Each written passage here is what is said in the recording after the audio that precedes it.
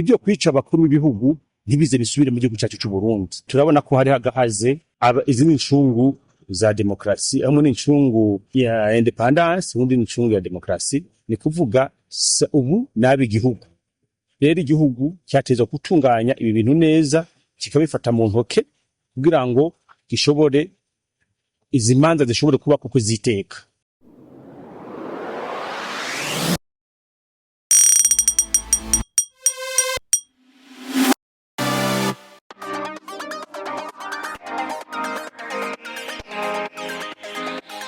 Jewe nitwa Phineas Nigaba, ndi cegera cy'umukuru w'umugambi wa Frodebu. Uyu munsi nibyo haraheze imyaka 31 nyene cubahiro Ndadaye Melchior agandaguwe n'abasi ba demokrasi. Uyu munsi twakirana bwa mbere n'akababaro kenshi kubera ko Ndadaye ibyumviro byiwe bamwishe tarabishira mu ngiro, yamaze iminsi cyane gusa ku butegetsi. Rero twebwe yashigaje naco twagize ingwane nyinshi, turahura n'ibibazo byinshi by'intambara, hama n'abagiye barakurikirana bagiye barahura n'ibibazo. Naco gituma tuba duti yaba hatabaye ibi byo kwicana uburundi aho bugeze sahababuri, nkuko duti turafise akababaro kuko bati mu Burundi bushasha nko kubivuga. Uburundi bushasha rero yabuvuga kubera ko uburundi twaduhitiyemwo bwari Burundi bwarangwa n'amacakubiri, bwari Burundi bwari bwaranzwe n'ubwicanyi bwinshi, bwari Burundi bwarangwa n'ikumirwa, bwari Burundi bwarangwa n'ubutungane budakora neza. Bakavuga ati rero Uburundi buhinduke, turonke Uburundi bushasha. Uburundi rero burimwo ibijanye n'agateka kazi na muntu byubahirizwa, Uburundi aho butungane bukorera bose, Uburundi aho intwaro ya demokrasi ishinze imizi, Uburundi butwarirwa ku gihugu, butwarwa ku mategeko, amategeko yubahiriza umunyagihugu. Ibyo rero nibyo Ndadaye yifuza. Turavye rero ati uyu munsi tugeze hehe? Uyu munsi turabona ko muri zijya ngingo 46 yari yashize abarundi imbere bagaca bamuguma ngo bakamugira umukuru w'igihugu. Turabona ko ari ingingo zimwe zimwe cyashoboye kurangurwa nubwo zitarangurwa neza. Ibyo turabikenguruka, ariko tukabona ko impinga ikiri ndende, ari naco gituma tubona ko abarundi bose bakwiye gushira ingufu hamwe kugira ngo iryo ragi Ndadaye yasigiye abarundi bishobore kuritsimbataza, igihugu kive mu bibazo by'ubukene, igihugu kive mu bibazo bitandukanye, tuje naco mu terambere nk'ibindi bihugu.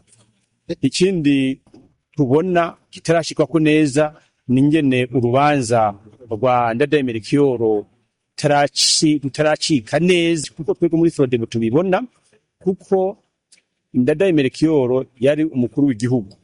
Umukuru w'igihugu rero ni umuntu adasanzwe, agandaguwe ni kuvuga ko abamugandaguye si abantu bawurusha, n'abantu bakomeye.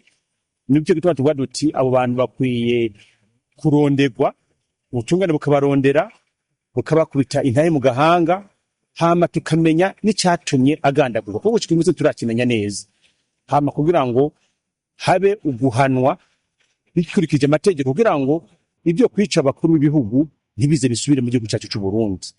Kindi naco nuko tubona ko igihugu cy'u Burundi cyategerezwa kuronka indishi y'akababaro, kuko yari umukuru w'igihugu, umva igihugu cyarabuze. Naco gituma rero igihugu cyateze kuronka indishi y'akababaro. Hama umuryango w'amaraso nawe nyene warabuze umuntu yarakuye umuryango, kandi umuryango wari wubakiyeko nawe nyene umuryango w'amaraso ukaronka indishi y'akababaro. Hama rero tukaja mu muryango wa politike ari wose Frodebu nawe nyene, kuko niwe yari yawushinzwe umugambwe, ibyumviro byiwe nibyo byari byatumye abantu bawizera. Urumva umugambi wa Frodebu warabuze umuntu akomeye cyane, nawe nyene ugashumbushwa. Ni kuvuga abantu batatu batezwa bose gushumbushishwa rimwe. Naco gituma turindiriye muri Frodebu, turacarindiriye kuko ntabwo tubaza, kuko turafise naco ibyo tuzovuga muri rya rubanza kugira ngo utange umuco w'ingene ibintu byagenze, kuko naco twabonye byinshi. Twego umugambi wa Frodebu nti bwa mbere ho izindi ncungu za demokrasi, hamwe n'incungu ya independence, ubundi n'incungu ya demokrasi. Ni kuvuga ubu nabi igihugu. Rero igihugu cyatezwa gutunganya ibi bintu neza, kikabifata mu ntoke kugira ngo gishobore izi manza zishobore kuba kuko ziteka. Rero uyu munsi abatunganije urubanza ni leta, hanini ibibazo byinshi nibo muyibaza, kuko twebwe twabonye indinganizo imeze uko tuca turayikurikiza. Rero ntituzi neza icyatumye bigenda gutya, mugabo wowe ushaka kurondera inkuru nyayo yirondera muri leta, kuko mu mugambwe si twebwe urubanza twawuteguye. Turabona ko hari hagahaze, ari naco gituma bozora nyine bakosora kugira ngo bwari bwo bwa mbere nibaza ko ngiye mu minsi iri imbere bizotera intambwe.